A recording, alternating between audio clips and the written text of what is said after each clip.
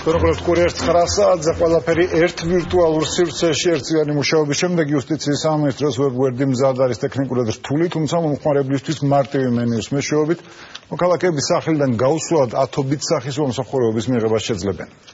არის თქვა ოჯახზე ჯანმრთელობაზე სოციალური მომსახურება, ქონებასთან დაკავშირებული სერვისები. 50-ზე მეტი სერვისი, რომელსაც მოქალაქეებს, სამინისტროები და სხვადასხვა უწყებების თავაზობენ, ერთ ვირტუალურ სივრცეში ერთიანდება. ახალ პორტალს იუსტიციის სამინისტროს მონაცემთა გაცვლის სააგენტოში ქმნიან.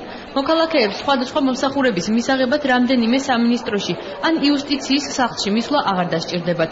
არც ის არის საჭირო იცოდეთ კონკრეტულად სერვისისათვის, რომელ უწყებას უნდა მიმართოთ. ვებგვერდზე მომხმარებელი არჩევანს საჭირო სფეროების მიხედვით გააკეთებს. სერვისები არ თქვა პირადი ინფორმაცია, ოჯახთან დაკავშირებული სერვისები აქ შეიძლება იყოს სამოქალაქო აქტებზე, სოციალურ თემატიკას რო ეხება თუ ვიცი, უკვე შემიძლია შესაბამის მენიუში მოუწევნა. მენიუ მარტივია და მომხმარებლისათვის ადვილად გასაგები, საჭირო მომსახურების მიღება.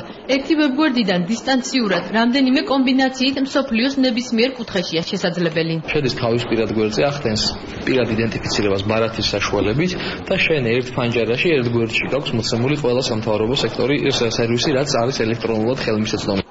მომსახურების სარგებლობისათვის მხოლოდ ID ბარათი, ინტერნეტში ჩართული კომპიუტერი და ბარათის წამკითხველი მოწყობილობაა საჭირო. ტექნიკურად რთული, მაგრამ მოქალაქეებისთვის მარტივი პორტალის მომზადებაზე იუსტიციის სამინისტროს მონაცემთა გაცვლის სააგენტო 1 წლის განმავლობაში Microsoft-თან და HP-სთან ერთად მუშაობდა. დღემდე ვებგვერდის სრულყოფაზე ყოველდღიურად 10 ადამიანი ზრუნავს. არის დაახლოებით 50-მდე სერვისი და 80-მდე კომუნალური პროვაიდერის გადასახადი. ფაქტობრივად ყოველი კვირის განმავლობაში ახალი სერვისი დაემატება.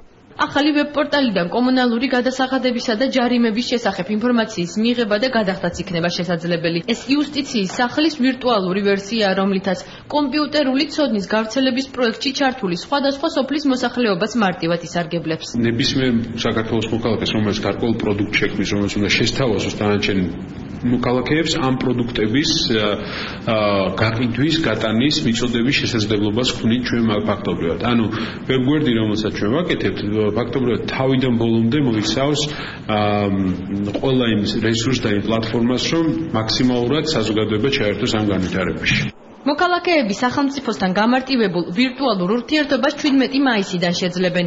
ახალი ვებგვერდის მისამართი და მისი მუშაობის დანარჩენი დეტალები ხუთშაბათს სპეციალურ პრეზენტაციაზე გახდება ცნობილი.